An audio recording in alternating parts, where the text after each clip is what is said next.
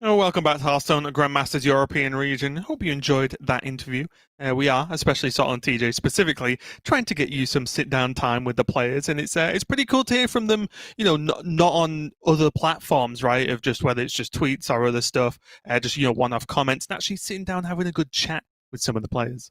Yeah, exactly. I think one of the things that a lot of people are missing from this remote setup and the various technological issues that come with it, including my microphone at times, is that we don't necessarily get to hear from the players because doing that would be very, very tricky. So it's something that TJ and I decided to set a little bit of time aside just to get you a little bit of extra content, because I know that the players are the star of the show.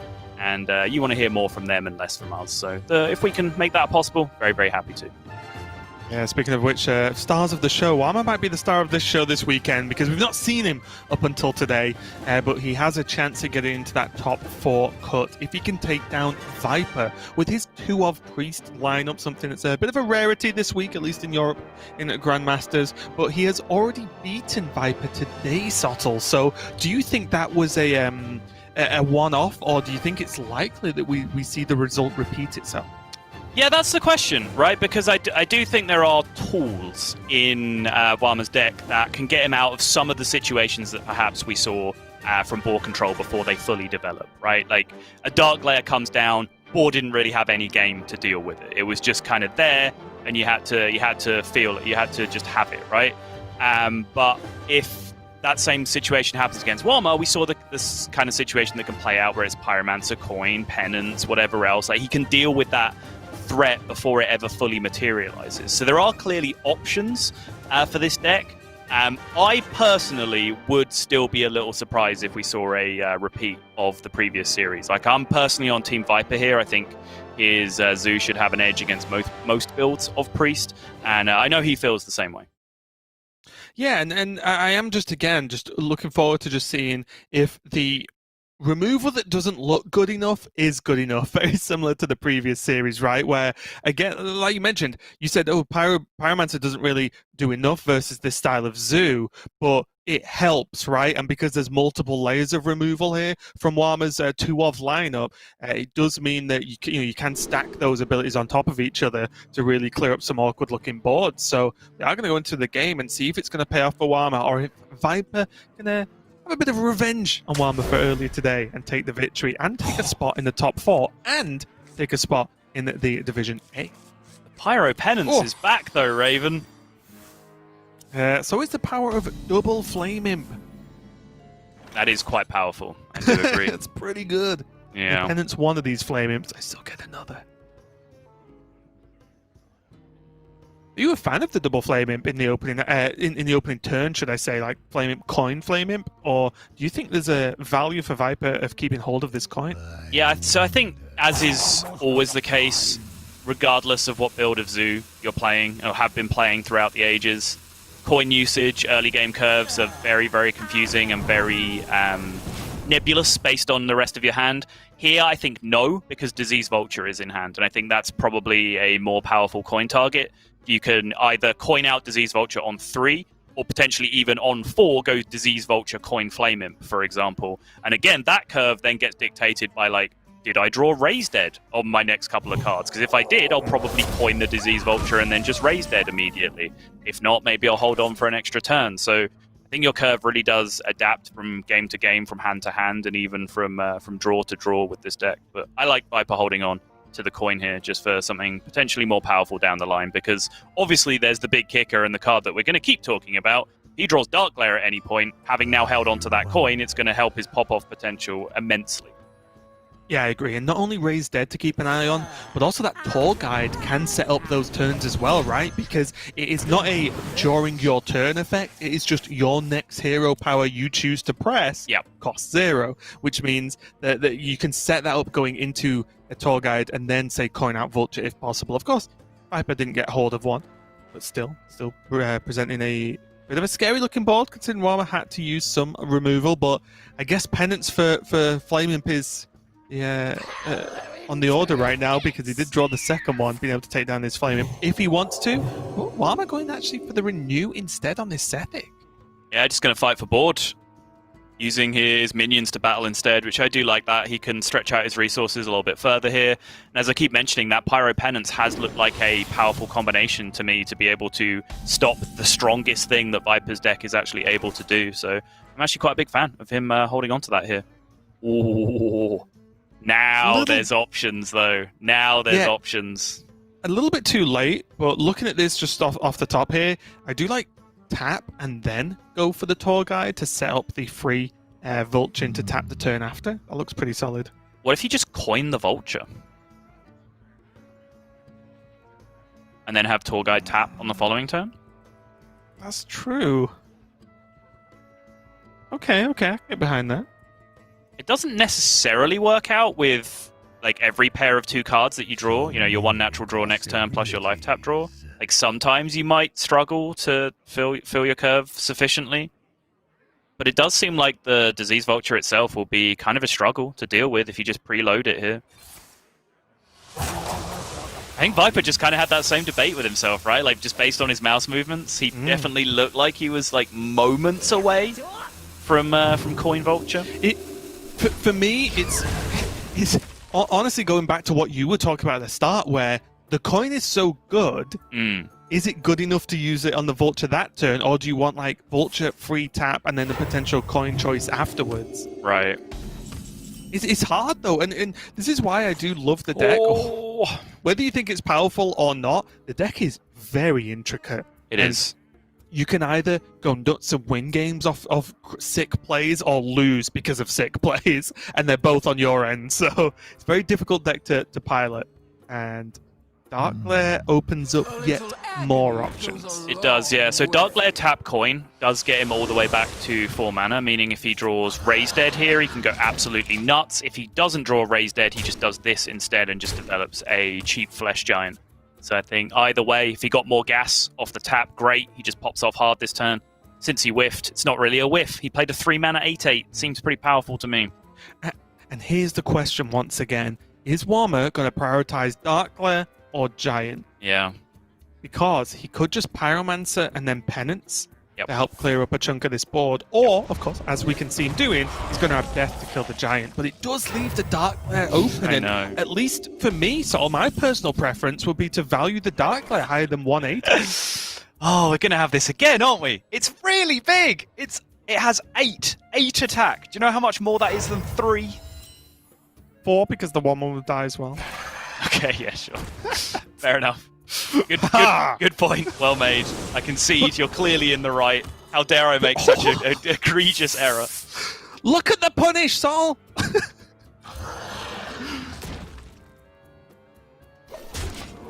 I still see an 8/8 there, except... That is insane.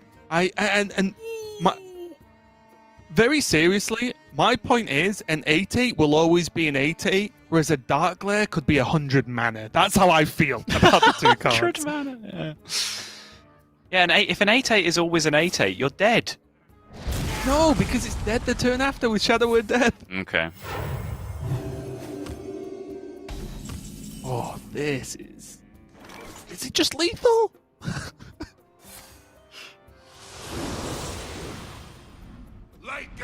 I mean, it's in the neighborhood.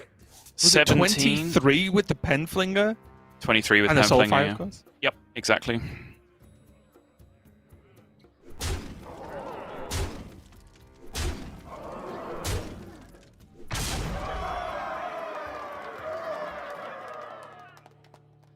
Soul Mirror, he's going to get a job done, though.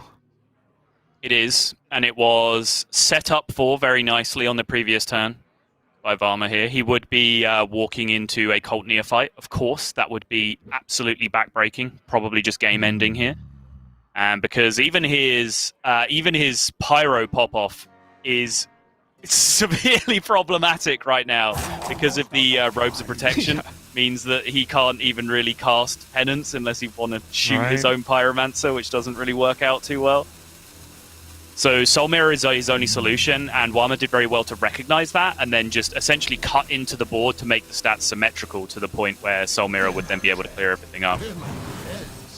Oh, nice as well. The Spirit Jailer coming down from Viper is something that will live post Soul Mirror World, which doesn't sound like a lot, but it's something on board, isn't it? It's better than him having nothing whatsoever. And it does get those Soul Fragments in the deck to potentially help out with a Brittle Bone proc. Not that he overly needs it, right? Yeah, and I think Viper absolutely smelled this, right? Because what was that last turn from Warma about? It looked weird, right? Yeah, he just half AoE'd my board? What did he do that for? Well, obviously this was the reason.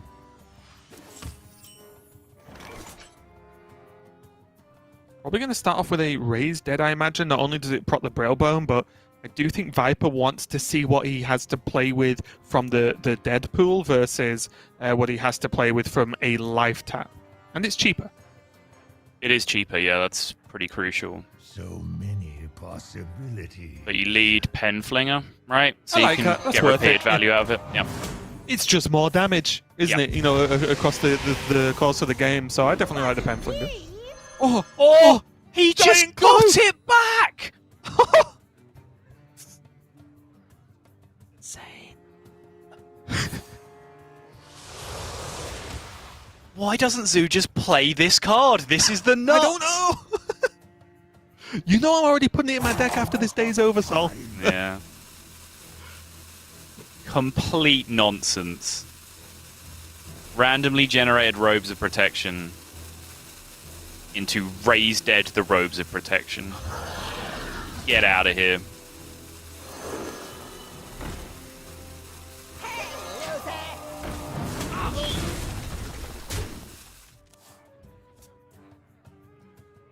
And now there's even the Galakron protection, right? With the extra minions on board protecting that giant from a Galakron snipe. Still possible, of course, for Warma, but unlikely to be gone for, because if he misses, he does just lose. This is a pretty big swing, though, for Warma. Double Acolyte Raised Dead. Means that he steals away 3 minions here. Sorry, 2 minions of the 3 available. Hopefully, he is able to get the robes. He does, okay, so that problem is now dealt with at least. It's a pretty big deal in itself, because there's a Soulfire in Viper's hand. There is. It does not, unfortunately, play around the Brittlebone Destroyer, though. So between Nightshade Matron and the Brittlebone. I do believe this is simply lethal. Brittlebone, Nightshade, and 1 attack trade. 8 goes face. GG, game 1 to the Zoo. We have finally found ourselves in solid footing back in the real world, Raven, where Zoos are just farming priests left, right, and center.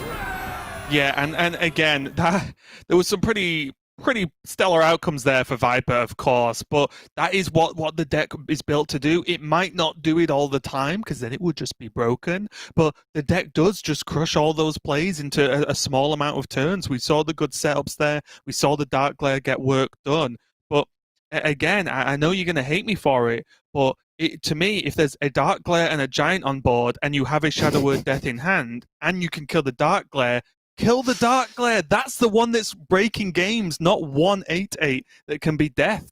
And again, I'm sure it's probably the wrong suggestion and everyone will go crazy, but the Dark Glare is winning games. 1/8/8 does not win games when you've already got an answer for it. So you take 8 damage to kill the Dark Glare. That sounds fantastic for me as the Priest player. And so genuinely, like, I do take your point. I do think like preventing damage has a lot of value, but that's the big problem with the matchup, right? Is that this build of Zoo, this current metagame build of Zoo, just does too much too quickly to the point where opposing decks are put in that situation. Priest specifically is put in that situation because they generally play off-board in the early game. So if you play off-board in the early game, your early game turns are essentially like using the correct spell to adapt to the situation and kind of deal with any big problems that come up. Zoo can present you with 7 big problems in the same turn, like as early as turn 4 or turn 5, and then there's just no card in your deck that deals with that appropriately. You know, particularly when you don't have access to Zephyrus, and you're kind of having to use all of these like honest cards that you've put in your deck. So that's just the big kicker of why the matchup really sucks from the Priest side, is because whichever answer you pick there, like, we can have this debate until the cows come home, but whichever choice you pick, you are risking something, right? Like, you are making an educated decision that's like, okay, being at like half my health total is fine, I can recover, and then you leave the Giant up. Or you're saying, okay, he doesn't have a hand that can take advantage of this Dark Glare again, and you leave the Dark Glare up. But either way, you're risking something, and it's that inherent risk which makes the matchup so problematic from the pre-side. Yeah, and as we are going into game number 2, to no one's surprise, especially since the players did the same in their previous meeting today, sticking to the primaries. They both do the job they want them to do. Warma definitely just looking for a more positive result this time. But Viper having a 1-drop into Canrathed and having that 0-mana life tap means he has got off to a decent start. But Warma's opening hand does not look too shabby either, does it, Sol?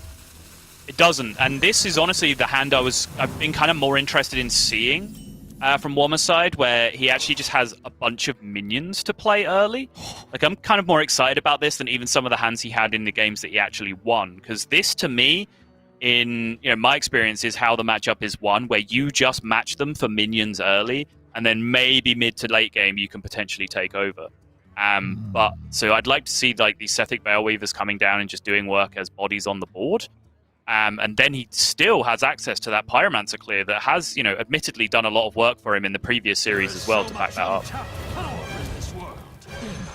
And this is looking really nice here as well. There is the, as you said, there's the minion pressure, or like defense, I guess, from Warma, but Viper being able to just put a little one too many minions that one would normally expect to with the help of that Canrathed. But Dark Glare with the 0-mana life tap setup is going to be huge as well next turn, even if this Canrathed does go down, which it will. Yeah, I love this though. Exactly what I was talking about. It seems really obvious here because his Sethic is essentially over contesting. It's not challenged on board, which creates a big problem for Zoo to deal with. And that is not a very exciting Dark Glare turn, it has to be said.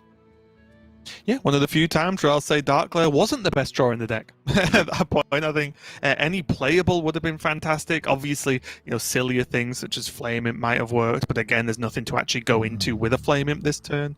But maybe you can look at it as, yes, the Dark Glare didn't pay off so much right now, but it does mean he has another go at it a little bit later down the line. Yeah. There were some strong draws there, though. Flame Imp, as you mentioned, Raise Dead would just get him another Tour Guide and whatever else he would choose to trade here to pick up as an additional minion. So he could then set up for a stronger pop-off again later on. He just didn't hit. And now, it's Penance. Yeah, it's still a bit of a weird choice, isn't it? Go on. Because it kills the Dark Glare, which is priority number 1. Yeah. But it also doesn't feel good if he gets a spell that isn't playable. Shadow Word Ruins, he has to... pretty playable.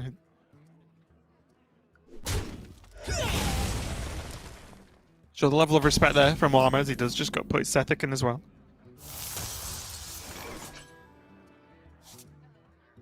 Yikes. This is just not gonna the be hand. Tap, right? Or you go for the 50-50 Dark Glare Soulfire phase. I might just tempo the second Dark Glare here. Is that insane? Viper seems to agree at the moment.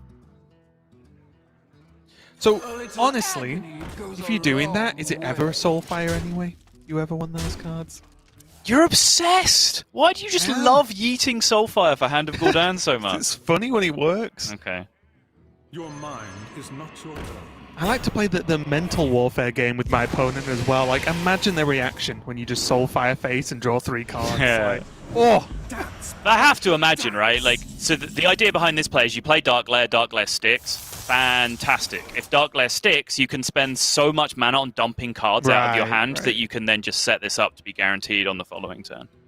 I mean, look at this already, right? It's displaying the point perfectly. It's just a tap and then Brittlebone goes off, and then he can still get some work done with the Spirit Jailer to follow up with. It's just a very clean play there. Next turn, there's Vulture Tap, even without the Dark Glare. That's normally just a good turn on an empty board, right? Or empty-ish, with just Vulture live tap. And without the Flesh Giants being drawn, the Shadow Word Ruin, which I said might actually end up being pretty strong, is looking like an absolute whiff from that first Sethic right now. And even just no playable spells that are cheap. 2 Sethics and a Pyromancer with no realistically cheap playable spells. Feel terrible. Does. Oh, that's the juice. Disrespect everything and play solitaire from here, or does he have to pay attention to the board state? Because the single player turn here is just a Disease Vulture, Life Tap, Expired Merchant, right? Mm-hmm. I think he does, right? What are the cards that deal with this board? Yeah, I'm not too sure what you have to be scared of here. Apotheosis obviously is the number 1 fear whenever you decide to leave up priest minions, but the cost of not leaving up a minion here is way too steep, surely. I think you can. Do you not think you can trade the 2 1/3s into the ooze? Yeah, of course. Yeah, but you're still leaving. Right, okay, you're still leaving up a minion then, right? Yeah, sorry. I thought you meant all face. That's why I was like, I think you could just kill the ooze and be okay with it. It's perfectly fine. Okay. Oh, Raised Dead Flesh Giant. Makes the giant playable. Yeah, that might actually change the plan as well, right? Yeah, now he might actually be able to full respect. Soulfire. Any Soulfire? Wait. It's off. Oh, okay. He's got Soulfire instead of Giant. Okay. Whoa. That might have been a bit of a rushed decision there from Viper. I think it was too. I do think that this wasn't a bad outcome for him, but considering he could have discarded that Flesh Giant, it's a little bit scary.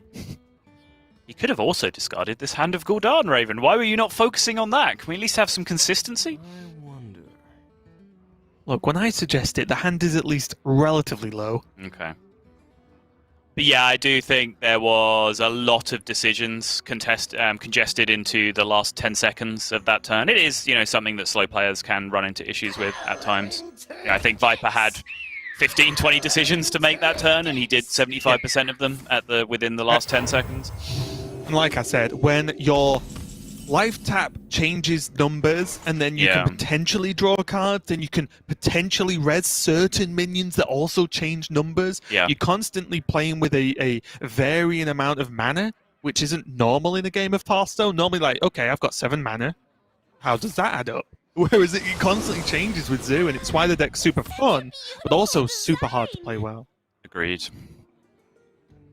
I would, regardless of what happens here, I think Neophyte is a 100% must, because it will lock out the Soul Mirror turn from Warma, and I think that is priority number 1, because if he locks out a big AoE removal this turn, he just wins next turn. Hard agree. Was that a Karma? It is, isn't it? It is, yes. Yeah.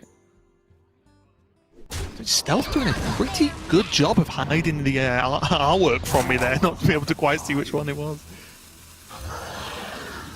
But yeah, the Neophyte comes down. That is, even if it was Neophyte pass, I think that would have been okay. Obviously, the Giant's going to help out a ton, but as long as that Neophyte comes down, that is the layer of protection that Viper needs.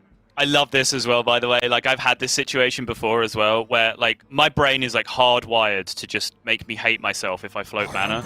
But in this spot, any card that you play actually floats more mana if you play it. There's 20 on board. There's 20 on Warma's face. And I do believe now that we have resolved this group. And Viper finally, when it really mattered, was able to get over the line with this Zoo deck. And I think that means Viper is going to be a proud member of Division A alongside Casey. And Warma is going to, unfortunately, fall with the majority of his French brethren, it needs to be said, into Division B here with, I believe, now just Blaise flying the flag as a Division A representative for France. Yeah, and I will say it must be nice for Viper, and I do like this, that there's almost a certain level of validation when you're one of the few players across Grandmasters bringing Zoo to a specialist lineup and getting the job done, right? Top 4. Not only did you get top 8, of course, which is great, but then, banking in that top 4, getting your spot into Division A. Viper is one of the players we have in Europe that definitely does his own thing, almost to a fault, I would say, in some respects. But when you see it pay off, because he never does something without a reason, right? Yeah. There's always some kind of reason, and it looked pretty abysmal, honestly, in his first matchup versus Warma today. He kind of got dumpstered, but after that, we did get to see what that Zoo list can do, and now we're going to see what these 4 players can do tomorrow. So a pretty cool looking top 4 as far as I'm concerned. Yeah, and I do actually just want to follow up on that point because I think it's a very good one. Where we saw there was a lot of hype about the fact, Priest completely dominated the Swiss. All of the top 4 positions were taken by the Priest players. But then actually, when we've resolved it down to this point, you see kind of the slightly more unique builds coming through, where it's Mali Druid coming through from Tice, and then there is the Zoo from Viper, whereas Psycho is just the exception there, rocking the Priest. So when you actually resolve things down to this point, since KC, Tice, Viper, since their decks were able to do well enough against the field, sure, they didn't win the Swiss, but they were able to do well enough against the field of all the other random stuff. When it resolved down to this point, where it was Priests versus the decks that people have brought to counter Priest, that was likely to only go in one direction, and it's kind of what we saw here, where it's the Warlocks and the Mali Druids that have really dominated proceedings in our group stages. Yeah, and also you've got to look at, there's a potential that there's a Casey versus Tice final, and with that practice group, including also the likes of RDU, who's coming into this week sitting top of the points as well for Europe, you've got to think, well, you got to be terrified going into the Division A and Division B stage, the group stage. But the funny thing is, if all of the practice group are in the Division A, then suddenly, how does that practice group even look? Because things will start having to get split apart because they'll all have to play each other at one point or another. But really, just a pretty solid day overall, and maybe we've shown that there are weaknesses to Priest that maybe some players need to explore a little bit more and not just hope that Priest can get there. But any final thoughts on what was a relatively swift day with no Priest mirrors, Sol? It was. It's insane. I don't know how, for the first time in Europe history, the one thing that was really going to stretch out the broadcast length, which was our one possible Priest mirror that could happen, just didn't happen. I'm so not used to this being the case, where we actually dodged the long ones. But this has got to be one of our shortest Europe broadcasts of all time. Yeah. With the aggro decks coming through, with Casey, of course, being such a rapid player, dispatching his opponents with ease with his Breath of Dreams into overgrowth curves. But personally, I've had a great time with dipping back into Specialist for 1 week. It's been very enjoyable. I know there's been mixed opinions from the players. Again, I know it was a very divisive format to begin with, and I certainly wasn't the biggest fan of it the first time around. But I think largely that's dictated by the metagame we had then, and it seems like the metagame that we have now is a lot more appropriate for it. And I've certainly really, really enjoyed just the little change up that we've had, and generally just be a little bit sad to be coming to the end of these initial 3 weeks, because I think the rotating format's one of the most interesting parts of Grandmasters that we have right now. Yeah, we are edging towards the end of our 3 Swiss weeks as well. We're going to be doing away with the Swiss tournaments, and they're going to have the group stages going forward. But yeah, just make sure to subscribe to the channel here on Hearthstone Esports, and also make sure you click that bell to get your notifications to see when we are going live, as we will be here tomorrow to do our top 4. And just a reminder, we've got Mali Druid, Zoo, and Priest involved, so a good mix there. It's not just all Priest. We're going to have an exciting final day. That's the big selling point, so that's how you really get the crowds in. It's not all Priest mirrors. I'm taking notes. Okay, yeah, there you go. But bear in mind, although we are done for the day, Hearthstone is by no means done, as we have TJ and Frodan bringing you the Americas region day number 2. So thanks a lot for watching. We hope you had a great time, and we will see you tomorrow.